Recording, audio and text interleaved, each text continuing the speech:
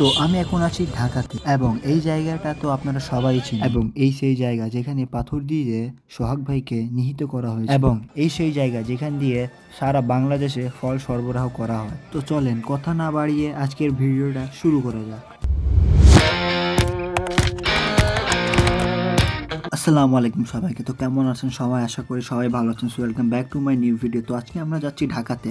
তো আমি এখন চলে আসছি ঈশ্বরদী বাইপাস স্টেশনে। তো আমি যাব ঢাকা। তো আমাদের ট্রেন এখনই আসবে। তো ফাইনালি একটু দেরি অপেক্ষা করার পর আমাদের ট্রেনটা চলে আসে। তো ট্রেনে ওঠার পর আমাদেরকে লাগে যায় খিদা এবং আমরা ট্রেনের মধ্যেই খাওয়া দাওয়া করি। তো আমরা খিচুড়ি এবং মাংস নিয়ে নিয়েছিলাম খাওয়ার জন্য। ঢাকা ঢোকার সময় দেখতে পাই যে মেট্রো রেলের কাজ এখনো চলতেছে, এইদিকে এখনো কাজ সম্পূর্ণ হয় না এবং এইদিকে কাজ এখনো রানিং আছে। তো ফাইনালি চলে আসলাম ঢাকাতে। তো এখন বাজে ভোর 5টা এবং আমরা ঈশ্বরদী বাইপাস থেকে 12টা 20-এ ট্রেন ধরছিলাম। তো আমাদের আসতে প্রায় 5.5 ঘন্টার সময় লাগছে। তো আমরা নামছি কমলাপুর রেলওয়ে স্টেশনে এবং কমলাপুর রেলওয়ে স্টেশন হচ্ছে বাংলাদেশের সর্বোচ্চ বৃহত্তম রেলওয়ে স্টেশন। তো কমলাপুর রেলওয়ে স্টেশনের বাইরে এখানে মেট্রো রেলের কাজ চলতে। তো আমরা সবাই একটা লিগুনাতে করে সোজা চলে যাই চকবাজারে। চকবাজার যাওয়ার কারণটা হচ্ছে কারণ আমাদেরকে ওইখানেই যাইতে হবে। তো আমরা সবাই বাসায় আইসে একটু ফ্রেশ হয়ে আমরা সোজা চলে যাই বাইরে ঘোরাঘুরি করার জন্য। তো আমি এখন আসছি বুড়িগঙ্গা নদীর এখানে।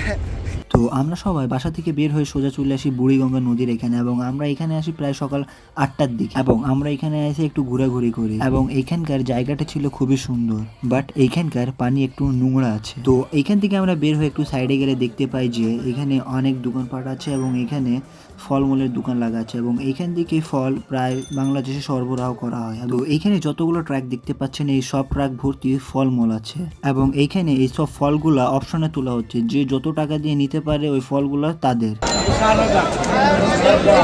একটা ছবি তোলার জন্য আমরা লঞ্চের উপরে উঠছি।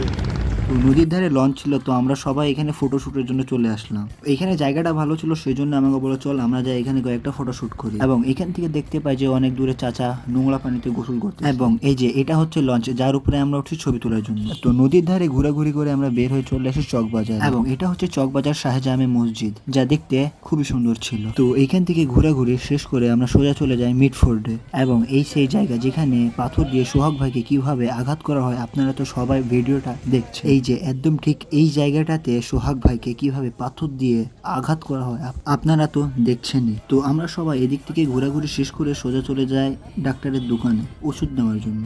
আসলে এইসব ওষুধগুলো আমার বন্ধু নিয়ে যাবে তার দোকানের জন্য, সেজন্য আমরা এখানে আসছি ওষুধ নেওয়ার জন্য। তো আমাদের ওষুধ নেওয়া শেষ হয়ে গেছে এবং আমরা এখন যাচ্ছি বাসায় এবং এর পরবর্তী ভিডিওতে দেখাবো যে মেট্রো রেল এবং 300 ফিটে যাই আমরা কি করলাম। তো আজকের ভিডিও এত দূর, দেখা হবে আপনাদের সঙ্গে আরেকটা নতুন ভিডিওতে। ততক্ষণের জন্য আল্লাহ হাফিজ সবাইকে।